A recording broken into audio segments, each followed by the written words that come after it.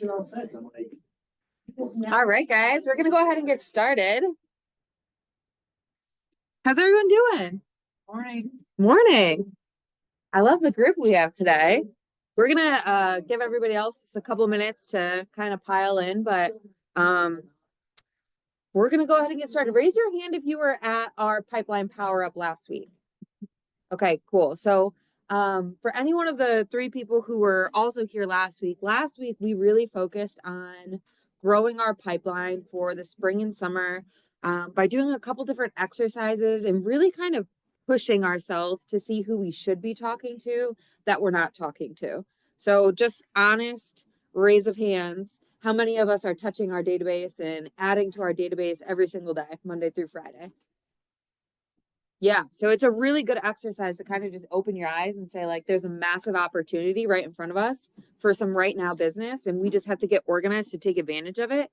And so now this week, we're really focusing on how to now take that pipeline that we've built or take our database that we've built and really kind of recognize, and we're going to go on a path to mastery, as we call it. So thanks for being here.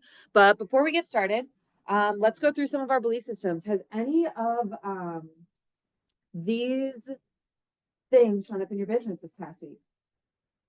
And if this isn't your first meeting, you know, I have been instructed to stay here in silence until someone answers. So Okay. thank God. I think communication overall, because all of the other beliefs all come into play once you have communication.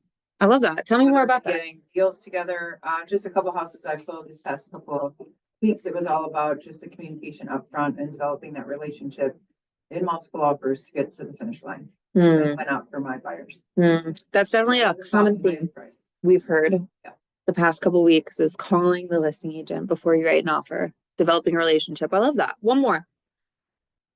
See a hand. Allison. Teamwork. I have a condo listed and Mary Brown listed a condo right next door to my listing and called me, and we are doing shameless plug. An open broker's tour today. I love it. We're giving away a $50 gift card. That is incredible. You know, it's always fun when agents get together and do open houses or broker tours together. It doubles your marketing, and it's just a fun way to hang out with somebody from a different sphere. So true. I love that idea. Lancashire and Cleveland Heights. Thank you, sir. I'm going to share. Yeah. I'm going to share success results through people. A shameless plug for someone that's not able to be in the room today, but anybody here know Kobe Socher? Okay, Kobe's running a program right now where he's really looking to purchase houses he can flip and resell.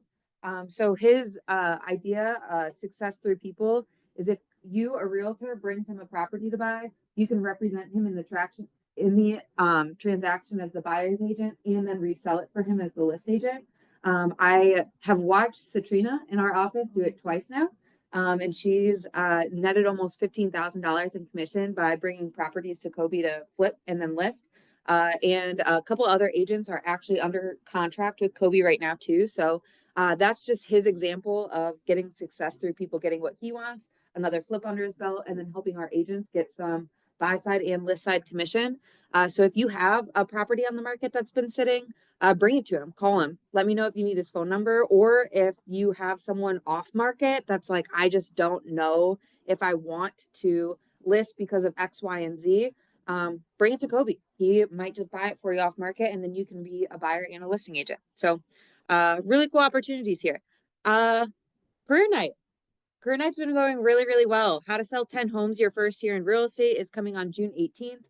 Send all of your people who have maybe done less than 5 to 10 transactions at another brokerage. Send all of your friends who might be considering getting into the business, who might just don't know what that day-to-day looks like. And then for any of our agents, if you're getting into the business or you're just in a little bit of a slump and you haven't sold 10 houses, this is a perfect class for you. So Wednesday, June 18th from 6 to 7 p.m. That one is in person. We also have a Zoom traditional career night for the folks that might just want a traditional career night. It's the very following Wednesday in June. Okay. And then I want to say it's the 25th. Okay, but would it be at this office or? This one's in Pepper Pike. Yep. We do have a Lakewood version of how to sell 10 houses in real estate. So if you have a West Side person that wants to attend something like this, it's the very week before the 18th. I'm trying to do 7 days. It must be the 11th, the 12th, 11th. I don't know. It's like I was a lender one time and now I can't do math. And it's the whole thing. Okay, upcoming training. I'm super excited about Wednesday. We've been working on this specific class for about 2 months. So if you've ever been interested in working with investors or you want to become an investor yourself, we have the 3 best people for that class. So we have Alexis Jones, Jermaine, and Alex coming to teach how they literally built their entire book of business based on investing. Whether it's the personal investment side of things or running investors. If you've never worked with an investor, it's really, really intimidating to get started and very time consuming if you don't do it the right way. These 3 have perfected it and have some really, really interesting ideas on how to get some right now business. If for whatever reason your database or your pipeline's not doing it for you, maybe take this class with them on Wednesday at 11 and just see if you can add some investing customers in your current business. Also super excited about this one. Our culture committee is back. Is there anyone from culture committee that wants to? I don't think so. I'm going to be culture committee. All about it. So Thursday, May 29th, we're having our culture committee first happy hour back at the Market Center. It's going to be from 4 to 6. Really excited about this. We have some super, super great things coming in June and July from Culture Committee specifically. So this is a really good way to just come meet other people that are actually at your brokerage. There's about 400 of you. So if you don't know everybody, this is a really great way to kind of just rub elbows with people doing the business that you want to be doing. So join us there. This is a lot of slides today. Okay. KW Cares. Liz, you want to chat? Oh, I can tell you about it. Allison, you want to chat? As you know, KW Cares, Red Day, thank you, everyone. It was a huge success, and maybe at some point we'll get the pictures. And we'll share them with you. So every month, KW Cares is doing an initiative, and for May, it is going to be help your kids have a magical summer, and magic is not inexpensive. So we are doing a giveaway, money towards camp for kids. So anybody is eligible. Have your kids write down something or just tell you what they like best about summer camp, and we'll enter you into a drawing. So cool. I love that. Yeah, right? That's amazing. Me, they'd be about 20 years younger. All right, Ohio Real Title.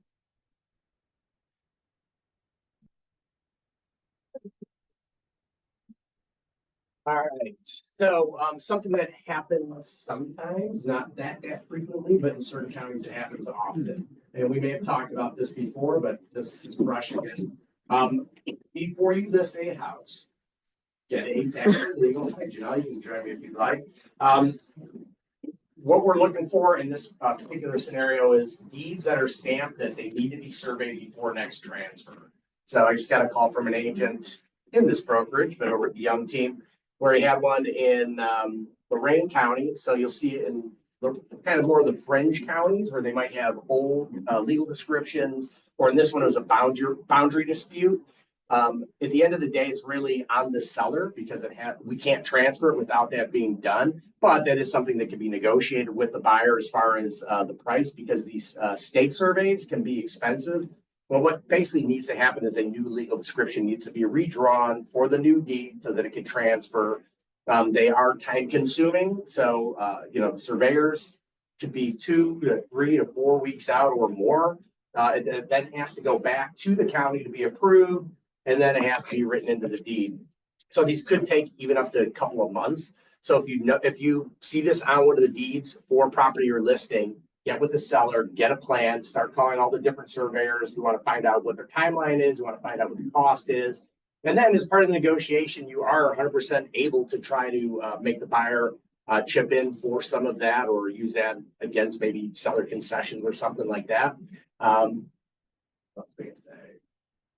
How is it different than the location survey that a lender might require? So location survey surveyor goes out, it's very rudimentary, it's within a couple of inches. They basically draw the line. They're looking more for encroachments and stuff like that. That is gonna be a detriment should this property have to go into foreclosure or something like that, where it becomes an obligation of the lender. These are literally where they're going out and staking the whole property. Again, based on the size of the property, the terrain of the property will really determine what those things are gonna cost and how long they're gonna take. But again, just something to look for. It could even be a Cuyahoga County. It could be a property that's 100 years old. It's been in a family and just keeps getting quick claim deed to somebody else. And now it's actually transferring out of the family to someone else. So again, more of your fringe counties you want to look at, but it could really be on any property. Any questions about this? Not necessarily a question, but I have a statement, a plug for you guys. It was a listing we had in Cuyahoga Falls. Our seller who lived there a couple of years. The buyer ended up using you because of course they said, what title company do you want to use? We used you guys. You guys caught a boundary survey issue that mom and pop title company, because it wasn't you guys, did not catch when he bought it 3 years ago. So how does that happen? Like you guys find stuff that other title companies just don't find.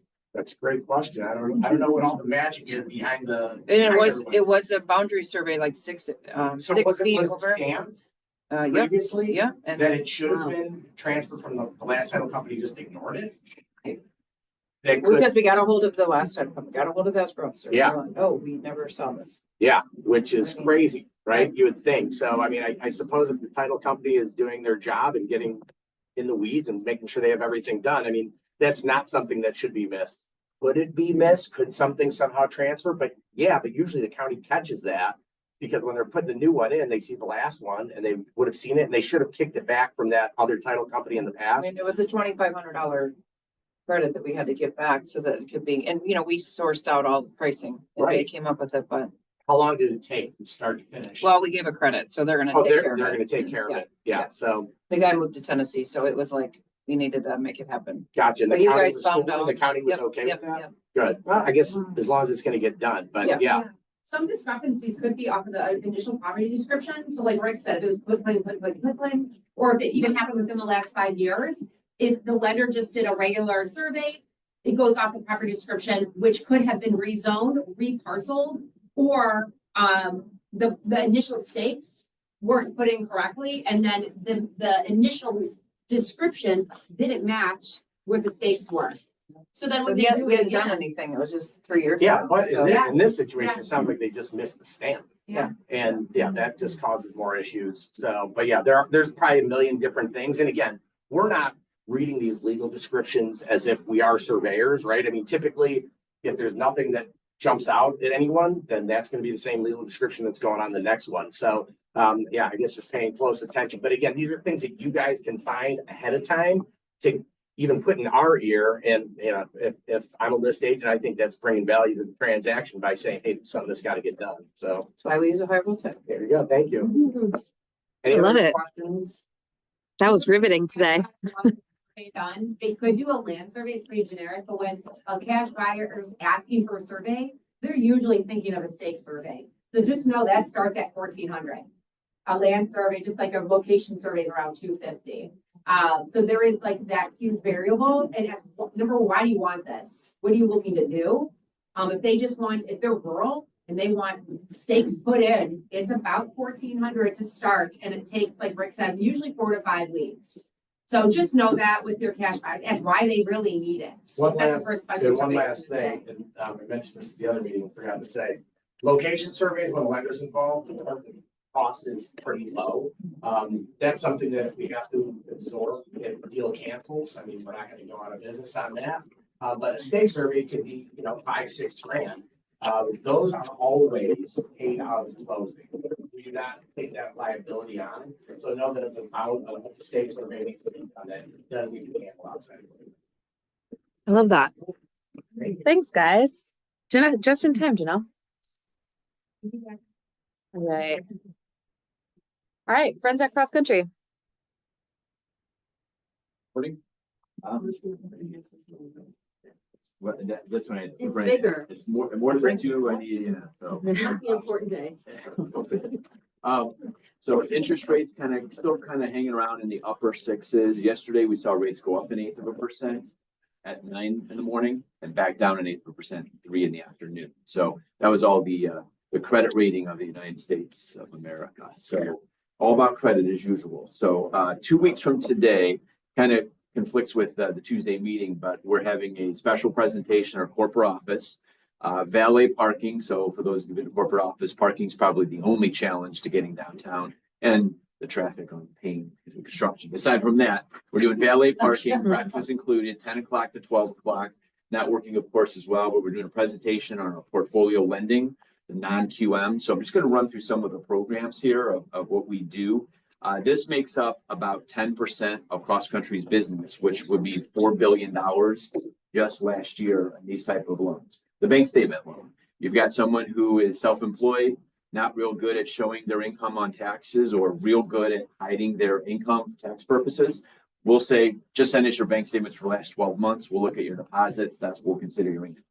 DSCR loan, we've talked about that one before. We don't ask for any income verification for the buyer. We just qualify it on the rental cash flow of the new property. Asset qualifier. Had a newly-wed couple last year who simultaneously retired and quit their job the same month that they were wanting to buy a house. We had zero income, but they had $800,000 in assets and wanted a $400,000 loan. We did it. About a 0.5% bump to the interest rate, but worked out great. Foreign national, you have somebody who lives outside the United States, wants to buy a property here. It's more or less treated as a DSCR loan. We do those. 1099 loan. Anybody know anybody with the 1099 income?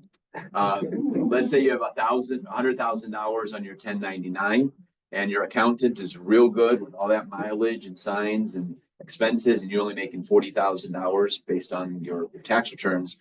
We'll count 100 minus 10%. You now have a $90,000 qualifying income. A little bit of a bump to the interest rate, but solution to the problem. We got a few others as well. So we're going to have 30-minute networking breakfast, 90-minute presentation on this. And this is a booming part of the market. So it'd be great if you could be there, if you get a hall pass for the. Oh, hall pass granted. That is a great class to attend for sure. These programs are excellent problem solvers, but I also find that, very wealthy buyers are accessing these programs because they're very savvy. They're usually buying more than one home. They're investing in real estate. So when you get into, taking advantage of these type of loan programs, you're not just getting, this one deal. You might be, having more deals with this buyer in the future. So I had a guy, he bought 5 properties all at once. We did them all conventional, Fannie Mae, Freddie Mac. About a year later, he called me and he said, hey, I'm buying another one since a similar kind of scenario. I said, okay, cool. Let me just copy your old file and pull credit, quoting interest rates. And then he tells me, oh, by the way, I retired. And wheels fell off and, all these properties he was renovating. He wasn't rental income. We plugged him into one of these, slight bump to the interest rate. And, he retired at 54 years old, by the way. So as far as working with investors and all of that. So anyway, we got solutions to problems. What do you? I love it. Thanks. Thank you. Thanks, guys. All right, Liz.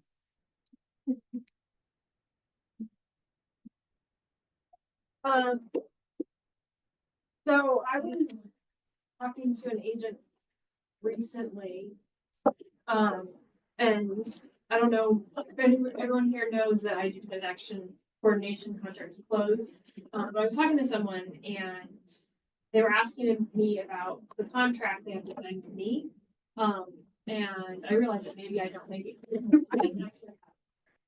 So there is no expectation when you work with me that you will send me every single one of your deals. So if you just get overwhelmed and you need a little bit of help on a few, I'm here.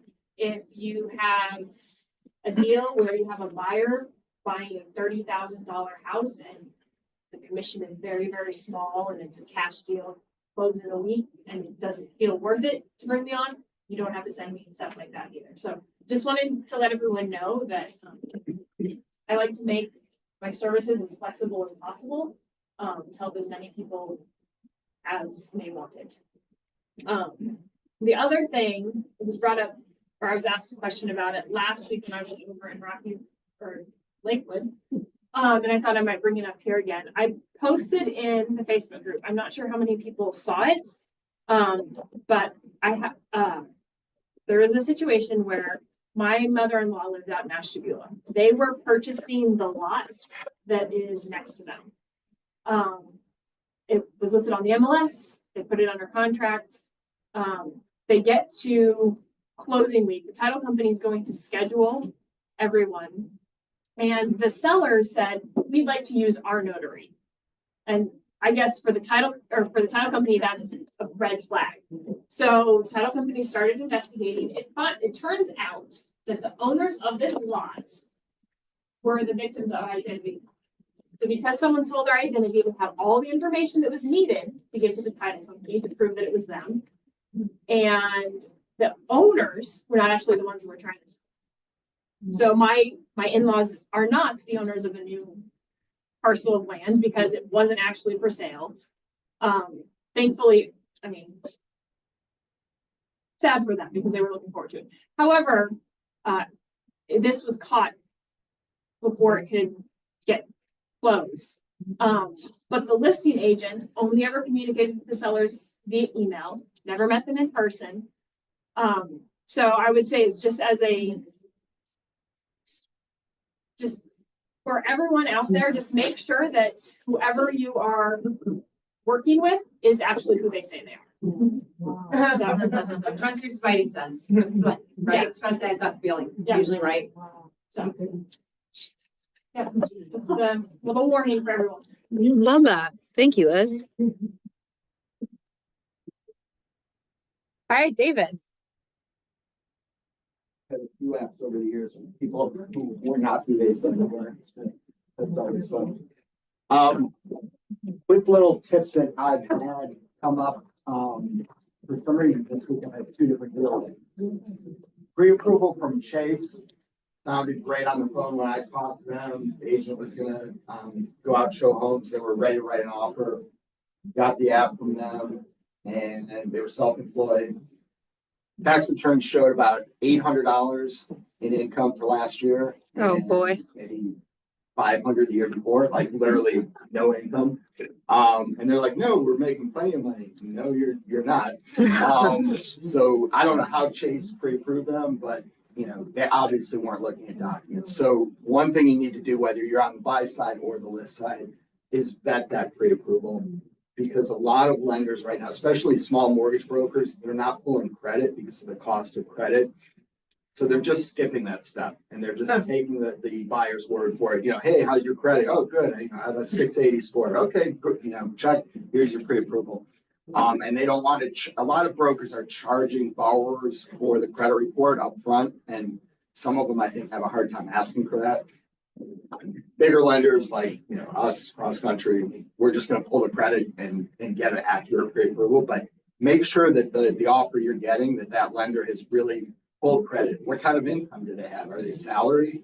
Okay, that's easy. Are they self-employed? Well, then you want to make sure that there's, you know, dig in a little bit that pre-approval is accurate. Because I've had two deals just this week that, you know, I don't know how they got pre-approval letters and, you know, never should have been in the market. So fortunately, the one with the self-employed, we did do a bank statement loan and we're able to get her involved. So we saved it that way. But I know Chase doesn't offer bank statements. So. Oof. Fun stuff. Lots of warning signs at this meeting there's today. it's a tough market right now. So people are just trying to squeeze every deal they can and they don't always work. And they're just hoping and praying to the end, you know. Yeah. Like, come on, let's get it closed. They don't. I love it. Well, thank you guys. All right. Oop, getting too crazy. Okay, so our path to mastery, we are going to get started. I want to make sure we respect everyone's time. So we're going to roll through this kind of quickly. So the first exercise part of the path to mastery is going to take about 5 minutes. I'm literally going to set an alarm on my phone. And I want you to completely brain dump. Does everybody have a piece of paper in front of them? And a pen? Okay, we have extra packets. So if you need one, if you need a pen, if you need a table to sit at, we have plenty of space.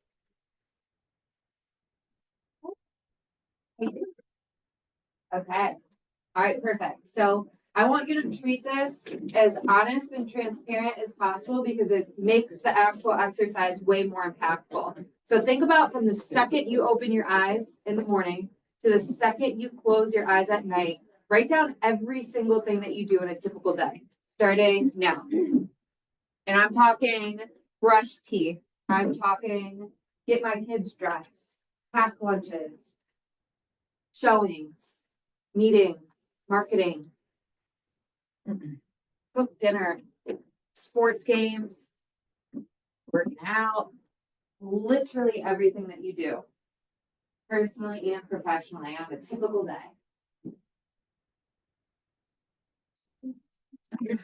We got 5 minutes. It's kind of hard. So really like be honest with what that looks like for you.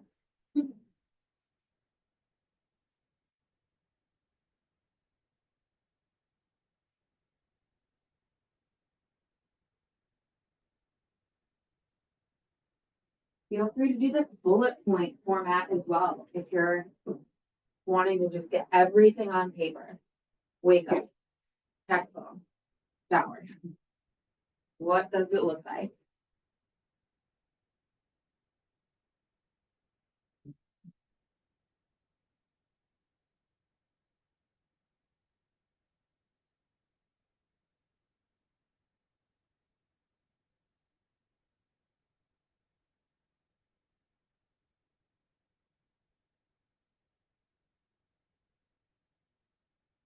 Think about things like hair appointments. Think about things like car maintenance appointments, doctor's appointments.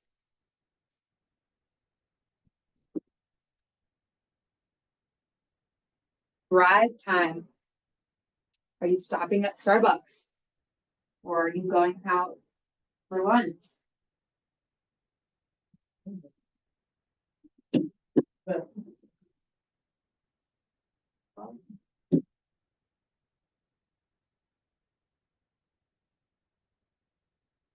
Are we lead generating? Is there a blocked time on the calendar for prospecting?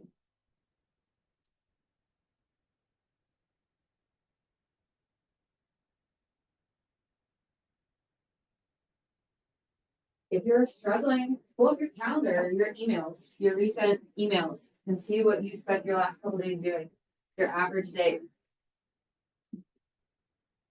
Your text messages. How much time do you spend on TikTok?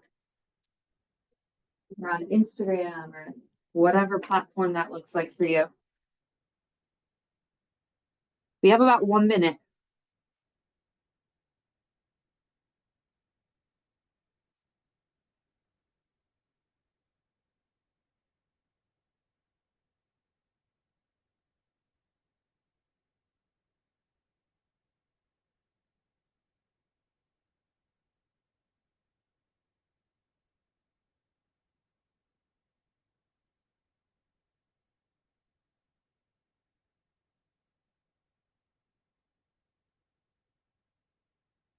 How many of us are binge watching something on Netflix or Hulu before bed? You got 30 seconds. Still see a lot of pens writing too, so this is great.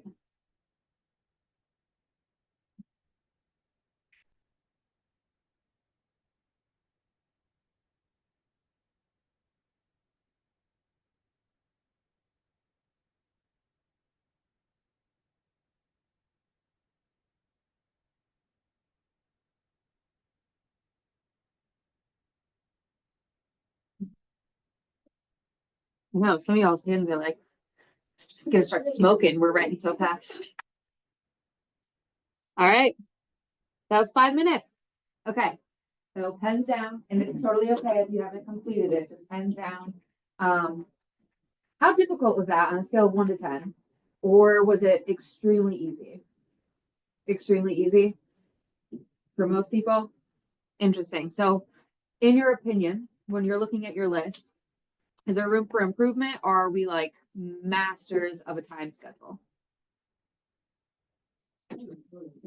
Always room for improvement. And I will say, we're gonna be pretty interactive today, so don't make me yap at you guys for 30 minutes. You can't predict the unpredictables that change what you want to do. Absolutely. I love that. So, Somebody with gets that being sick said, or with that something. being said, if we're not time blocking everything, how do we know when to adjust our schedule when life happens? From on a scale of 1 to 10, and I want answers to be shouted out, actually respond. So on a scale of 1 to 10, how much of our calendar, our day to day is money making activity? 10, everything I do is a money making activity. 1 is I do one thing that's a money making activity. 7, Let's see. 8, So 6 to 7. I have 3 people making money in this room, so that's an eye opener in itself. So, going to the next page, after we kind of evaluated what we do in a day, this is how we become a master of how to actually spend our time. So, I was taught the 4 quadrants really early in my Keller Williams career by one of my MAPS coaches, and it's something that I do honestly once a quarter to kind of really evaluate what my schedule and my calendar really looks like. Because it's really easy to not lie to ourselves, but lie to ourselves about what we're doing on a day-to-day basis that's actually going to push our business forward instead of just sit in what we're used to and what we're comfortable with. So can I have a volunteer to read out loud? Pat, I know you can read. So for that first quadrant, can you read me those bullet points? The quadrant run, do it under important and urgent. Important urgent quadrant.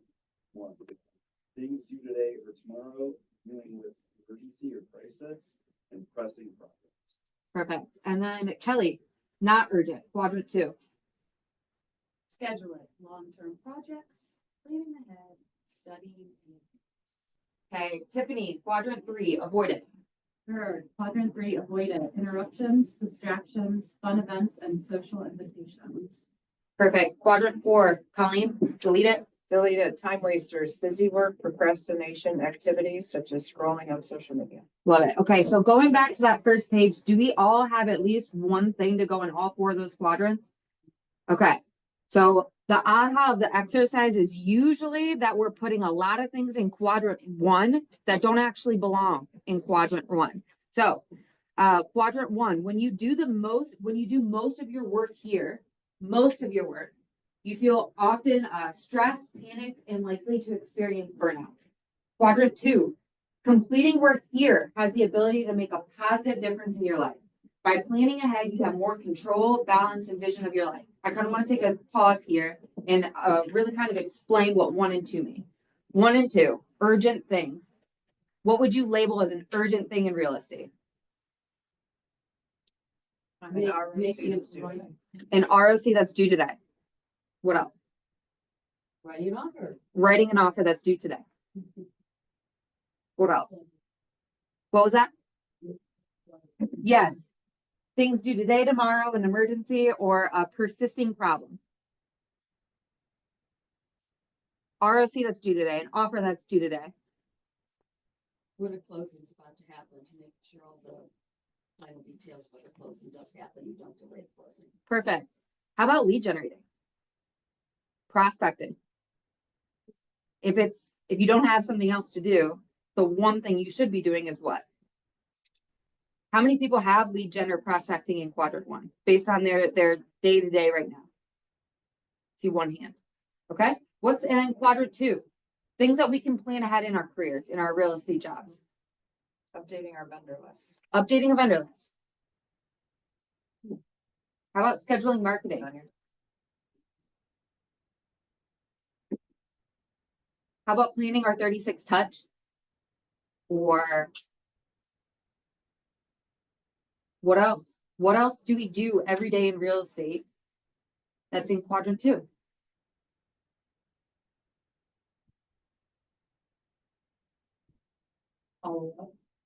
Follow up. I'd argue sometimes that's in quadrant 1 based on how timely that follow up needs to be.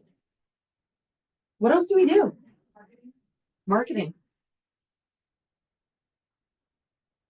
How do you guys get business in here? Just shout out some answers. How do you all get business? You wait for a referral. Okay. How else are we getting business? Database, referrals, SOI, Dinners with your SOI. lunch and dinners with my SOI. Volunteering in the community. How else? Is anyone doing open houses? Is anyone door knocking, farming? Door knocking, farming? Okay, so if we listed all the ways to lead generator prospect and they belong in 1 and 2, how many do you have in 1 and 2?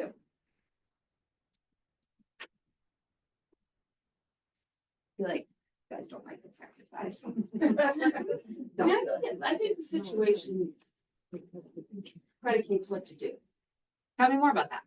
I mean, there are certain like listings and houses that I would put more marketing into than others. Based on what I think the return might be.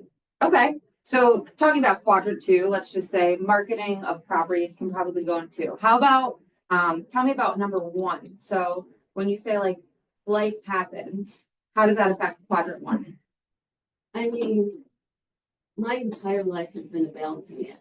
Yeah. Sometimes I feel like I've been a magician my whole life and like trying to figure out how to keep those 3 balls up in the air at the same time. And I don't know, I think I just react accordingly. So when things happen, I just do. And I always just say, I just take the Nike approach, just do it. I love that. Well, I have to tell you, I think of all of the agents that I talk to, most are reactionary based. So you're definitely not alone. I think most people who are entrepreneurs, before they master it, they're very reaction based. So for me, as an example, I know that I have to go on 10 appointments every single week to hit my gross goal for the entire year. So for you as a realtor, if you go in and say, I want to make $100,000 this year, you're definitely able to break down by average price point how many houses you have to sell on a monthly basis in order to hit your GCI. From there, you should know how much you have to lead generate to schedule a certain amount of appointments to get a certain amount of under contract. So every single day you have to prospect for 1 hour, which if you all prospected for 1 hour, I promise you, you'd be in the top 10% of realtors nationwide. If you have to prospect for 1 hour a day and life happens on a Monday, that just means you have to lead generate or prospect for 2 hours on Tuesday. Yeah. So the importance of clarity in what we're doing on a daily basis isn't because we want to be ninjas and only stick to a schedule. It's so that we can understand what work has to go to a Tuesday or has to move to a quadrant 2, 3, or 4 based on the amount of money we want to make as a realtor. So instead of being reactionary of like, well, I just have to do it. It's okay, great. I'm going to move my lead gen today to tomorrow or this evening, or while I'm sitting on the couch tonight, I'm going to shoot out those prospecting texts then. It's really about playing Tetris instead of just eliminating, right? I saw a hand up. Yes, No, I was gonna say with the schedule, because if you're in real estate, something's always gonna always. take you off. I mean, me getting here, trying to leave my house and talking to people, I'm like, okay, I'm coming back. But the biggest aha for a schedule is when I have a schedule, my problem is I gotta stay consistent. We're going to do them every month. I love that. Is if I get off track, somebody calls me and I run to this, this, and this. When I come back and look at that schedule, I know where I'm supposed to do. But when you don't have a schedule, once it gets broken, you're just all over the place. So the schedule kind of gives you a guideline of what you're supposed to be doing. So I did lead generation, but if something happened, when I come back, I know now I'm supposed to be on follow-up, or now I'm supposed to be doing this. So it changes the game. Because if you just come in, have no schedule, don't know what you're doing, do something, when something comes up, you don't even know where to go back to, because you didn't have a plan. It's so true. And sometimes that's the only aha we need from doing this is that we literally need to put scheduling our calendar in quadrant 2 and decide when we're going to do that. Decide on Sunday, we're going to look at the MLS for all the new listings that came to market. We're going to look at average days on market. We're going to look at how many price decreases there were. So that when Monday comes in the morning, we're going to be able to talk to our sphere, be able to talk to our people that we're talking to at Dunkin' Donuts or at the local coffee shop or at a baseball game. We're going to be able to say exactly what's going on in the market, and that can count for some of your prospecting, right? I think the one person here I know really well that runs a really tight schedule is Pat. Pat, tell us about your just like Monday through Friday morning routine, maybe 9 to noon. So I'm not perfect. I try to get here every day at 8. but I've had a crazy couple weeks, so it's definitely not been great. I've been doing lots of expos and things like that. But I wake up early, I go to the gym, get home, get ready, take my daughter to school in Solon, then I get here by 8 and kind of take like an hour to just get situated, plan my day. And then by 9 you start with prospecting or doing expireds, just trying to minimize like the wasting time with emails. I'm trying to not check email till like 11. I have this new app that like makes like emails, only important ones come through, which is kind of cool. So I've like saved a ton of time with that. But just kind of start the day early, like make sure you get stuff done early that you need to do. If I realize if I don't do this stuff like first thing, I won't ever do it. I go to the gym in the evening. If I want to prospect at like 3 o'clock, it's not going to happen. So get the important stuff done early, schedule it, and do it every day. Then it becomes a routine where you feel bad if you don't do it. It's like, oh, it's like, why didn't I do this? Like, that's kind of what I do. But, so who here knows about the one thing? See a couple hands. Who knows how to explain the 80-20 principle for me? Has anyone in the room ever heard of the 80-20 principle? It's the opposite. 20% of what you do gives you 80% of the results. Yep. So looking at your list that we created of all the things that we do in the day, what's the 20% that if you did, all the other 80% is easy? Lead gen, follow up. I hear lead gen and lead follow-up. I think making a connection, it's more than just lead gen, it's making a connection. That's lead gen. That's lead gen. But I mean, that's Give what I mean. give us an example. I mean, you can, send out emails, send out texts, send out call people, but if you're not having that actual conversation with them, you're not really sure where that's going. Yeah, so that's really considered the follow-up, the conversation piece. Has anyone heard the analogy of if you go to a restaurant and your server comes up to you and offers you ketchup, if you don't want the ketchup, you're never gonna be mad that the server offered you ketchup. But if they don't offer you ketchup, you're gonna be really frustrated. It's the same thing with lead gen in your database. No one's ever gonna be mad that you reach out. They might not respond, they might be busy, they might be at work, they might be going through something. But they're never going to be mad that they got a call or a text from you or a voicemail or an email or an event invitation or something in the mail. No one's ever going to be mad at you, but they're going to be like, what the heck? If you don't call them and then you only call them when you need something. So the purpose of lead generation isn't always to get something. The purpose of lead generation is to touch our database. That's literally all that is. Prospecting is touching the database. It's having a conversation with someone. The follow-up portion is the 36 touch. It's I talked to Colleen when I first got hired, and every once in a while I make sure I connect with Colleen because our conversation was important to me. And I want my relationship with Colleen to remain true because she has fantastic ideas, and that's why I stay in contact with Colleen. That's it. It's not important that I offer her value every single time we talk, but it's important that I have a relationship with her. Same thing with your database. So lead gen and lead follow-up. By the way, your one thing or your 20% doesn't have to be real estate related. For some people, it's working out at 7 a.m. because if they don't work out, they will literally not get anything done. For some people, it's having breakfast with their child. If I know for sure, if I don't spend a good morning with my toddler, all day at work, I feel guilty that I didn't have a good morning with my daughter.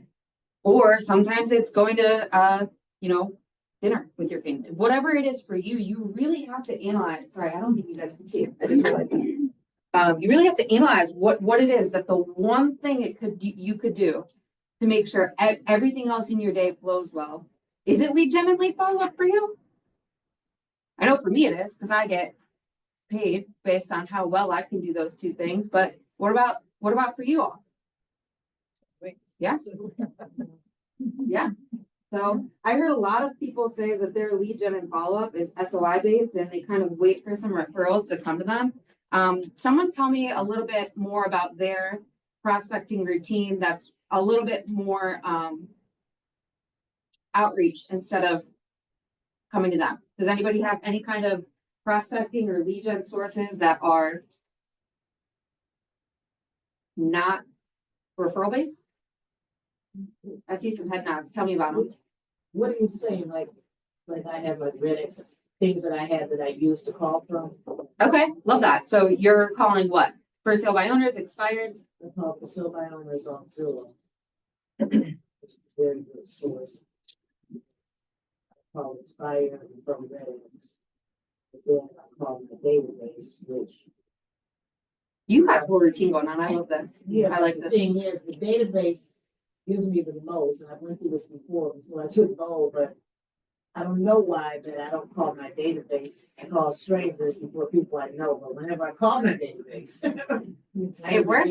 more, you know, and then once you call it, and then you've got follow-up from that, it just kind of just goes on and on and on. So as soon as I talk to somebody, and if you say to me, hey, I'm having a baby, call me in April, I'm gonna go right to the task. Having a baby, and they think you're really smart when you call me back, by the way. I said, hey, well, you are good, you remember everything. I'm like, I didn't remember why I stepped out the room, but. Yeah, so I love that. I just do that. I just came up through the days where calling is calling. Like you were saying, now people say, even if, I sent out 10 emails, I did this, I did that. But it's nothing like talking to someone and not necessarily to get to business. I always tell Amanda, you stay on the phone 10 minutes, you find out 10 new things that they wouldn't even have told you if you're just rushing off trying to get business. I mean, I'm getting ready to hang up, talk to them 6 times. They're like, oh yeah, because you know, my aunt, she wants to get a house, but you never mentioned it to me before. So that's my thing. And the newest thing that we just started was we went door to door. I'm the oldest, but the young girls were tired. We walked about an hour and a half. So, but we went door to door and we have a little door hanger. We have flyers, postcards, and some other stuff. And that was fun. So that was fun because you get to see the community, talk to people. I love all of that. That is perfect. That's exactly what I was looking for. My one thing during the day is it's luckily for you, I don't get to see any of your Google calendars or your pipelines, but for me, I have someone that looks at mine. And if there's white space, I have to talk about it. And if there's no new information added to my database or someone's not moved out, I have to talk about it. And so for you, when you're thinking about your business, I was told one time when I first got into the business, like if you didn't go on an appointment, you didn't lead generate, you didn't have a conversation about real estate, you didn't close a deal. Did you even realtor today? And so now what you can think about in a way that's easier is if you didn't add 5 new pieces of information to your database today, did you even realtor today? So if you didn't have 5 new conversations, what did you do to talk to 5 people in your current database to just add information to their contact information in command? And if you're not doing that, did you even realtor today? And so that might be your one thing. I know some people's one thing. Has anyone been in my class when I taught the 5x5 on social media? A lot of people's one thing is the 5x5 on social media. So the 5x5 on social media is on Facebook and Instagram, and we add 5 new friends. We wish 5 happy birthdays, interact 5 times, 5 comments, and 5 direct messages. If you did that every single day, Monday through Friday, that takes, by the way, maybe 20 minutes. If you did that Monday through Friday, do you think that you'd get more business? Just give me a nod, because Yeah. I feel like we don't love this class, right? And so the 5x5 could be your one thing. And like I said, that one thing for you might just be working out. So really right now, think about what your one thing is, because we're going to go over some answers at the end. But for the sake of everyone's time, we're moving on to 3 and 4. So quadrant 3, if you spend a lot of time here in quadrant 3, interruptions, distractions. I'm getting a call. I have to step out of lead gen because I have to answer this other call. And then I'm going down to the cafe and someone wants to talk to me while I'm getting my coffee. All those things. I'm going to the happy hour. Please come to the happy hour on the 29th. But anyway, if you spend a lot of your time there, the majority of your time there, you may be crossing items off your to-do list, but everything has a very short-term focus. The work doesn't come to connect with your bigger goal, your bigger picture.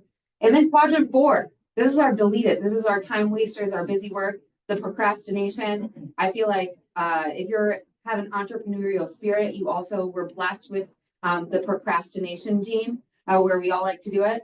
Spending time here results in a lack of responsibility for the things that need to be completed. This makes academic success, more for us, financial success, personal wellness, and healthy relationships really hard to achieve. If we spend the majority of our times in 3 and 4, think about it this way. Take your income out of it if you're not a money motivated person. How good would you feel if you had to go home and tell your spouse you spend all your time in 3 and 4? How good would you feel if you had to look your child in the eyes and said, Mommy or Daddy spends all their time in 3 and 4? I know I couldn't do it. I literally couldn't do it. Or your boss or your team lead. I don't think Michael Rapaski has ever touched 3 or 4. So he wouldn't understand. But it's really important to kind of assess where we're spending the most of our time based on all of the things that we do in a day. So how can we move the most important things into quadrant 1?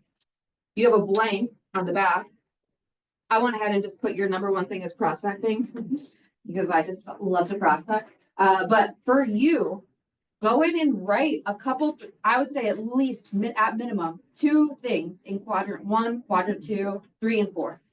What are we going to do every single day? That's number 1 for our business and for our life. Are we going to do maybe on a weekly basis that maybe we've been spending too much time on the day-to-day that we really can knock out once a week? For number 3, what are we doing so that we can eliminate our distractions? Are we going to set a true time blocking schedule where for 30 minutes a day, we're going to prospect, and for 30 minutes a day, we're going to lead follow-up? And then 4, what can we commit to just getting rid of? Or what can we commit to changing about these things so that it can move into 3 or 4, or I'm sorry, 3, 2, or 1? So if we're spending a ton of time on social media, if you're like, I'm not willing to give that up, great. What can you do while you're on social media to make that a 2 or a 1 item? See, David, this is why we invite you here. You're like a paid actor in the room. And so like, also, if driving a coffee every morning, you're not going to eliminate that. I get that. I'm certainly not. How about we make it a money producing activity and just take your business card in and make friends with the person that makes your coffee every morning. Make friends with the other people who come in to get coffee every morning. Have a real estate related conversation with someone at ABC Coffee down the street so that at least you can knock out one of the things in your quadrant 1 by doing something in 3 or 4 that you really like doing. I've seen agents put up like signs at Starbucks, like ask me about real estate. I love that. The little stickers on the back of the laptop. I'm a realtor. I know for me, like one of my very first deals in sales, or when I first got licensed, I was also a bartender. I just talked about real estate all the time. And it was never like, hey, what can I get you to drink? I'm a realtor. It was like, oh man, I was showing this beautiful house in Rocky River today, and just really casually bringing up that you're in real estate. How many times can you transition a conversation with someone into Tiffany is going to be picking up her brand new custom signs that Tori made for her today. So Tiffany can literally go have a conversation of, oh my gosh, I was in Pepper Pike today picking up new custom signs for my real estate business. Something where you can have real estate related conversations and you can add someone to your database. For the sake of time, we're going to kind of move forward a little bit quickly. I know we only have about 3 minutes, but some people get stuck on the prospecting part. So I thought this was really, really important to add to the meeting, and maybe just take a picture of it so you can refer to it later too. If you have questions around prospecting, we do have a lot of classes on that. And I also teach prospecting at a really high level. So call me. But how to plan your prospecting, I'm going to get out of the way so you guys can take a picture. I don't want to be in that. But how to plan your prospecting is so important. It's really similar to social media that if you don't know what you're going to do, I call it analysis paralysis, where all of a sudden when you go to pick up the phone or go to do your 5x5 or go to prospect or go to follow up, you're like, I don't even know what to talk about. Everything I say is dumb and I sound salesy and nothing sounds right and no one's going to ever do business with me. It's the same thing with social media, right? We go to write the caption and we're like, oh, none of this sounds good. None of this is going to get me business because it's not planned. And so this is how to plan your prospecting. I would do this every Sunday night, every Monday morning, whenever in your life feels good to time block 20 minutes to plan how to prospect throughout the week. Do that. And it'll become such routine. You wouldn't have to do this all the time. And yet it's a really good exercise to edit your database every single week or every single month. So number 1, create a targeted list that you can look at and communicate with daily. I like to do 25 people at a time. that usually takes up an hour. You'll probably get half of them on the phone if you do 25 at a time. And think about it as the catch-up analogy. Even if you call them and they don't answer and you leave them a text, that's still a good touch. Decide how you'll communicate with them. From your 25 people, maybe the 25 people that you're going to communicate with today are all people who have come to an open house so far this year that you've helped. And so maybe a phone or a voicemail doesn't sound appropriate to you for those people, but maybe it's a text or an email. So decide how you're going to communicate with those 25 people today. The cadence of communication.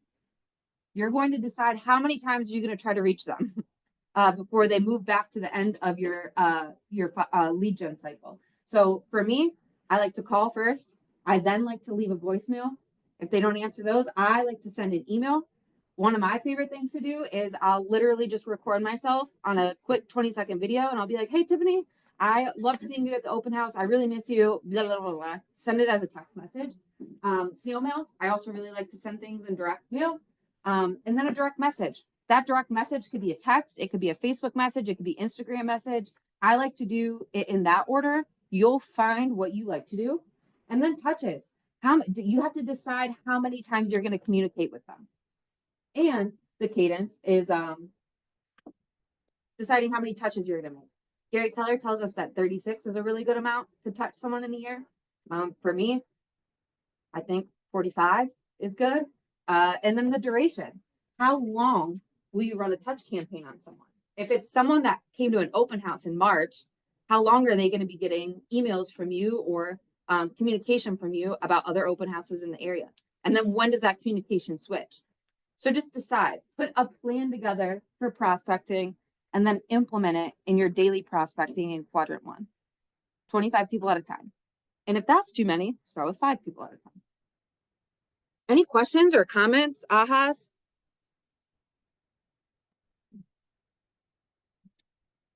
Did we find this helpful? Good. Is this something that we should be doing maybe on a more regular basis with our business?